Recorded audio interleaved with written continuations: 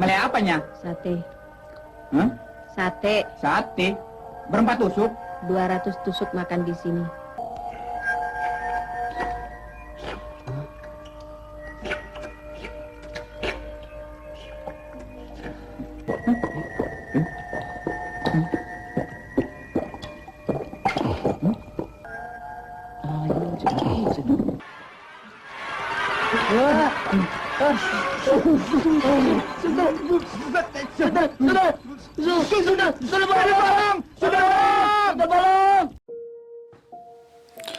Hai teman-teman semua, kembali lagi bersama aku di sini si Wahyu Fan. Di sesi story kali ini aku akan membahas salah satu legenda perfilman Indonesia yang dikenal sebagai Ratu Horor Indonesia. Ya, siapa lagi kalau bukan Susana teman-teman. Sebelum kalian lanjut menonton video ini, alangkah baiknya untuk kalian subscribe dan nyalakan loncengnya sekarang.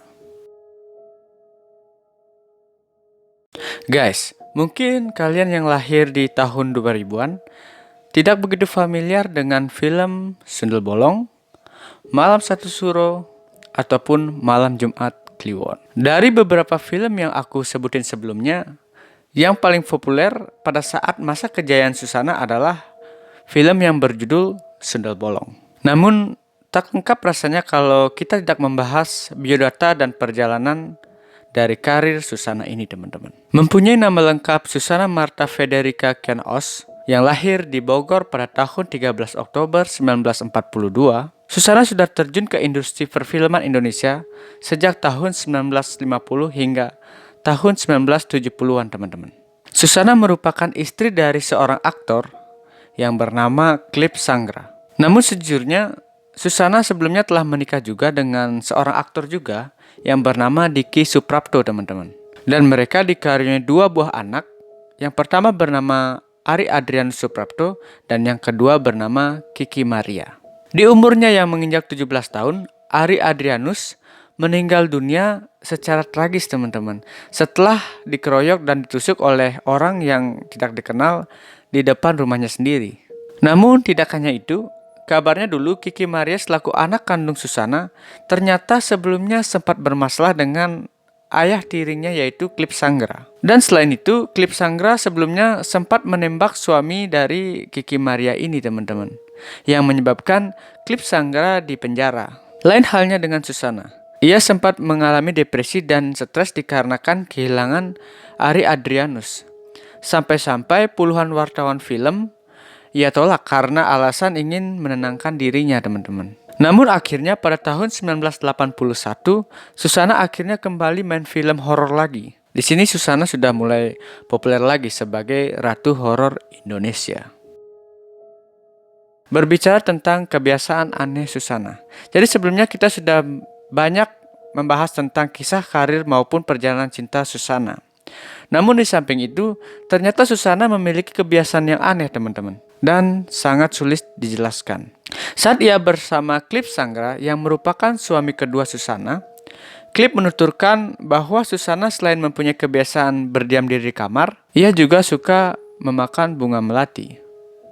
Jadi biar kalian tahu, bunga melati ini merupakan bunga yang berhubungan kuat dengan energi-energi horor atau magic, yang dimana biasanya dukun atau paranormal menggunakan bunga ini untuk ritual santet, baik pemujaan setan teman-teman. Tak hanya itu, Susana juga sesekalinya membawa bunga melati untuk dikonsumsi di tempat syuting.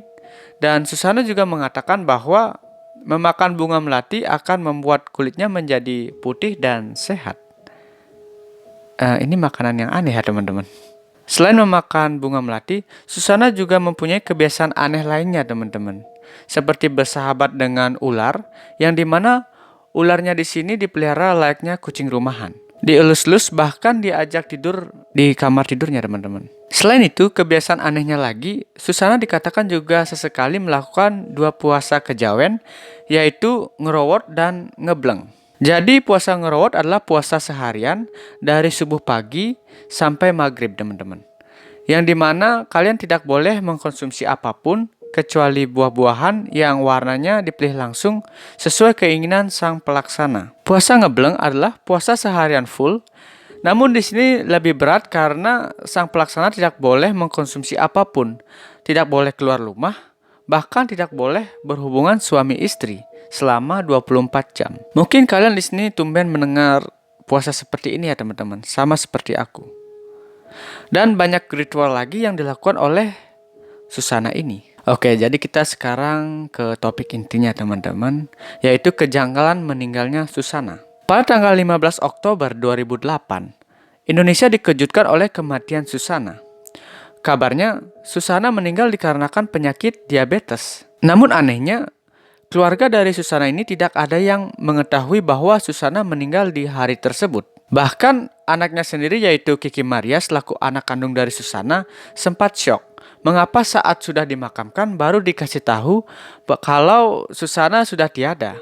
Oleh sebab itu, banyak yang mencurigai bahwa Susana meninggal karena dibunuh.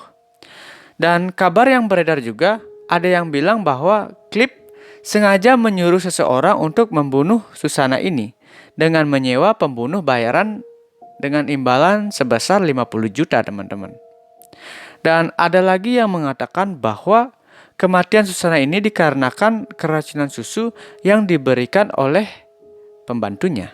Karena memang dibenarkan lagi oleh Klip, sebelumnya pembantu Susana sempat cekcok dengan Susana. Dan teori konspirasi selanjutnya ada juga yang mengatakan bahwa Susana sengaja dibunuh agar kekayaan yang dia miliki sepenuhnya jatuh kepada sang suami, yaitu Klip Sanggra.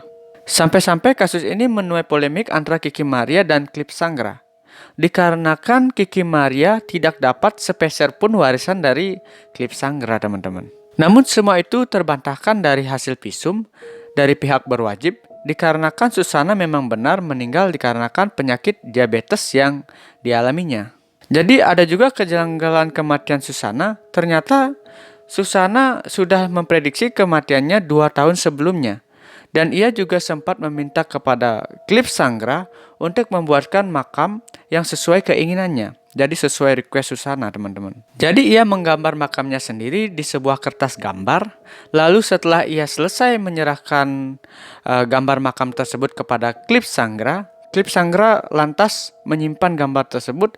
Lalu ia serahkan ke tukang pembuat peti teman-teman. Dan kejanggalan selanjutnya, anehnya tanggal berpulang di makam Susana tidak ditulis teman-teman. Ini menjadi keanehan yang tidak masuk akal. Namun setelah dijelaskan oleh Klip Sanggra bahwa itu adalah wasiat yang diberikan Susana kepadanya dan ditulis oleh Susana di surat wasiat yang baru akan dibacakan 40 hari setelah kematian Susana. Namun setelah 40 hari surat wasiat itu tidak kunjung dibacakan oleh Klip Sanggra teman-teman.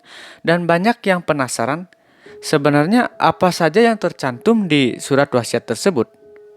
Dan anehnya juga, setelah 10 tahun kemudian, Klip Sanggra akhirnya memberitahu kepada keluarga Susana isi dari surat wasiat tersebut, yang dimana salah satunya tentang makam Susana dan anak angkatnya. Namun, hanya 2 dari 7 poin yang dipublikasikan oleh Klip Sanggra. Jadi untuk selanjutnya mungkin tidak lengkap, rasanya kita tidak membahas kejadian mistis di rumah Susana setelah ia berpulang. Jadi setelah berpulangnya Susana, kediaman Susana ini menjadi sangat seram dan tidak hanya itu, keluarga dilarang berkunjung ke rumah tersebut teman-teman. Dan sekedar informasi, 1 tahun setelah Susana meninggal, Klip Sanggra akhirnya menikah dengan wanita bernama Nana Mahliana. Jadi wanita ini adalah wanita yang pernah dinikahinya pada tahun 1983. Setelah mereka menikah lagi, mereka tinggal di rumah Susana, yang dimana rumah ini mempunyai spesifik bangunan yang terbilang unik teman-teman. Di antaranya tembok rumah yang memakai batu merah dengan pagar besi berwarna hitam. Di dalam rumah terdapat patung Ratu Pantai Selatan dan warna rumah sebagian dinominasi warna hijau, yang dimana warna kesukaan Ratu Pantai Selatan. Dari semua isi rumah, bagian yang paling dianggap mempunyai aura berbeda adalah kamar Susana. Ya, kamar Susana ini berukuran 4 x 4 meter, memiliki tampilan yang sederhana, Namun jangan salah, tidak ada yang berani tidur di kamar Susana ini, teman-teman. Jadi Cliff juga mengaku bahwa ia juga sesekali melihat bayangan Susana di pojok kamarnya. Selain itu, Cliff juga mengaku bahwa saat 3 hari meninggalnya Susana, Cliff sempat melihat sosok Susana di depan pintu kamarnya. Aku jadi merinding, teman-teman, padahal ini aku syuting di jam 1 siang ya. Oke, aku lanjut aja. Semoga tidak terjadi apa-apa. Jangan datang ya. Dan beberapa saat setelah Cliff melihat sosok Susana, Susana mengatakan selamat tinggal kepada Cliff. Jadi tidak hanya itu, Cliff juga sampai mengalami hal yang aneh, teman-teman, yaitu ada puluhan ular mendatangi rumahnya. Jadi ular-ular yang datang tersebut diyakini ular-ular yang menandakan bahwa Susana telah berpulang untuk selamanya. Namun tak hanya itu, kejadian yang paling seram adalah ketika Cliff Sangra beristirahat di kamar Susana. Ia mendengar suara yang mirip Susana dan Cliff langsung menuju ke ruang tamu. Namun anehnya di sini paling serem ya, teman-teman. Di sana ia melihat sosok yang menyerupai Susana lagi duduk di sebuah kursi sambil marah-marah. Dan di sana Cliff sadar bahwa ada sesuatu yang membuat Susana masih gentayangan. Jadi okelah teman-teman sekalian, mungkin segitu yang bisa aku ceritain tentang Ratu Horor Indonesia yang bernama Susana. Jika aku ada salah kata, aku mohon maaf. Thank you very much for watching this video and see you on next video.